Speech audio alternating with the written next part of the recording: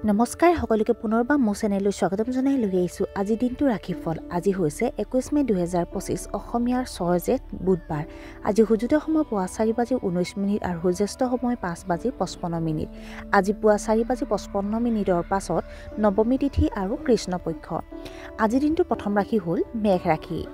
আপোনাৰ বিবাহিত জীৱনটো বৰ সুখী হ'ব। যুৱক যুৱতীসকলে হয়তো ডাঙৰ কোম্পানী এটাৰ পৰা চাকৰিৰ প্ৰস্তাৱ পাব। আপুনি নিজৰ সামৰ্থ্য সম্পূৰ্ণৰূপে ব্যৱহাৰ কৰিবলৈ সক্ষম হ'ব। জীৱনসংগী অনুভৱক সন্মান কৰক।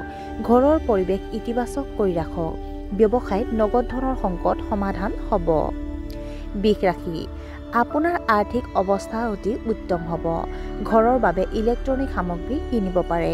পৰিয়ালৰ উৎসৱমুখৰ পৰিৱেশৰ সৃষ্টি হ'ব। স্বামী স্ত্ৰীৰ মাজত সহযোগিতা সম্পৰ্ক থাকিব। পুৰণি ঋণ পৰিশোধ কৰিব পাৰে। কোনো বিশেষ কামৰ বাবে আপুনি হয়তো সন্মানিত হ'ব। মিথুন ৰাশি। ৰিয়েল ইষ্টেটৰ সৈতে জড়িত ব্যৱসায়ত আপুনি উচ্চ আৰ্থিক সুবিধা লাভ কৰিব। বন্ধু বান্ধৱীৰ সৈতে মনোৰঞ্জনমূলক সময় কটাব। আপোনাৰ মনত বিকৃত চিন্তাৰ সৃষ্টি হ'ব পাৰে। অচিনাকি মানুহক বেছি বিশ্বাস নকৰিব। অবৈধ কাম কাজৰ পৰা আঁতৰি থাকিব লাগে। কৰ্কট ৰাশি। ব্যক্তিগত সমস্যা আনৰ লগত বেছিকৈ ভাগ বতৰা নকৰিব। কৰ্মক্ষেত্ৰত মানুহে আপোনাক বহুত গুৰুত্ব দিব। অত্যাধিক চিন্তাৰ বাবে আপোনাৰ স্বাস্থ্যৰ ওপৰত প্ৰভাৱ পৰিব পাৰে। শিশুৰ কেৰিয়াৰক লৈ কিছু চিন্তা থাকিব। প্ৰেমৰ সম্পৰ্কত আৱেগিক দূৰত্ব গঢ় লৈ উঠিব পাৰে। বেছিভাগ কাম আপুনি ফোনযোগে কৰাটো পছন্দ কৰিব। সিংহ ৰাশি। ব্যৱসায়ত আবদ্ধ হৈ থকা ধন উদ্ধাৰৰ সম্ভাৱনা আছে। আইনী বিষয়ত আপুনি জয়ী হ'ব পাৰে। আপোনাৰ জীৱনসংগীৰ আচৰণত আপোনাৰ মন সুখী হ'ব। সঠিক পৰিকল্পনাৰে সকলো কাম সম্পন্ন কৰিলে আপুনি লাভৱান হ'ব। আপুনি লোৱা কাম সময়মতে সম্পূৰ্ণ হ'ব। কন্যা ৰাশি। আপোনাৰ কৰ্মশৈলী সলনি কৰাটো উপযুক্ত হ'ব। পাৰিবাৰিক বিবাদৰ সমাধান হোৱাৰ সম্ভাৱনা আছে। চৰকাৰী চাকৰিত লোকৰ বদলীকৰণৰ কথা আলোচনা হ'ব পাৰে। শত্ৰুৱে আপোনাৰ ওচৰত বন্ধুত্বৰ হাত আগবঢ়াব পাৰে। আপোনাৰ প্ৰতিভা আৰু সামৰ্থ্য শলাগ লোৱা হ'ব। তুলা ৰাশি। বিবাহ বহিৰ্ভূত সম্পৰ্কৰ পৰা দূৰত্ব ৰাখিব লাগে। আত্মীয়ক বেছি বিশ্বাস কৰা উচিত নহয়। আপুনি পূৰ্বপুৰুষৰ ব্যৱসায়ত বহুত গুৰুত্ব দিবলৈ ওলাইছে।